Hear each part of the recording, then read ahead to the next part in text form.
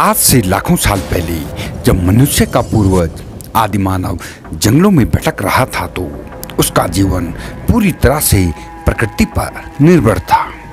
ना तेज पंजे, ना तीव्र गति और ना ही किसी हथियार का ज्ञान। ऐसे में हर दिन जीवित रहना एक चुनौती थी। दोस्तों, आगे बढ़ने से पहले हमारी आपसे गुजारिश है कि यदि वीडियो आपको अच्छी लगे तो कमेंट्स बॉक्स में यस और यदि खराब लगे तो कमेंट्स बॉक्स में नो अवश्य लिखें। हमें आपके कमेंट्स का इंतजार रहेगा। तो चलिए बिना किसी देरी के बढ़ते ही आदिमानव के इतिहास की ओर।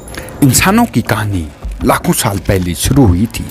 सोचो, एक दुनिया जहां इंसान ही नहीं बस जानवर और प्रकृति, यहीं से हमारी कहानी शुरू होती है। बंदर जैसे छोटे जीव पेड़ों पर रहते थे, वहाँ हमारे पूर्वज थे।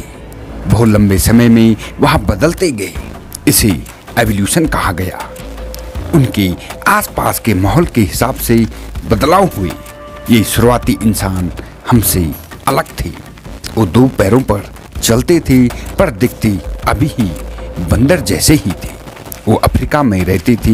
वो आसान टूल्स इस्तेमाल करते थे जैसे लकड़ी और पत्थर। उससे उन्हें खाना ढूंढने और खुद को बचाने में मदद मिलती थी।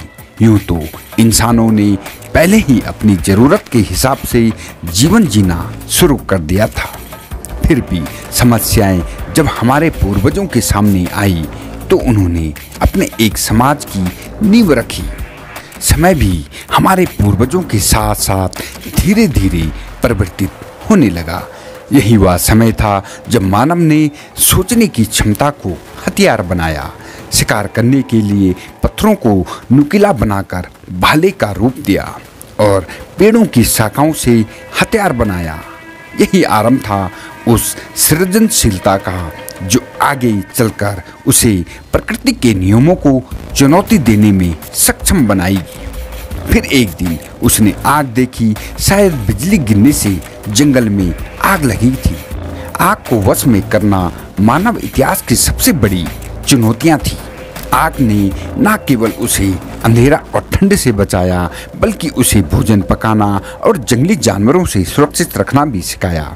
यही पहली बार था जब उसने महसूस किया कि वह सिर्फ प्रकृति का हिस्सा नहीं बल्कि इसे नियंत्रित भी कर सकता है। फिर शुरू हुई कृषि क्रांति, जंगल से गांव तक का सफर। तो दोस्तों, आज के लिए बस इतना ही। तो मिलते हैं एक और नई इंटरेस्टिंग वीडियो के साथ। तब तक के लिए धन्यवाद।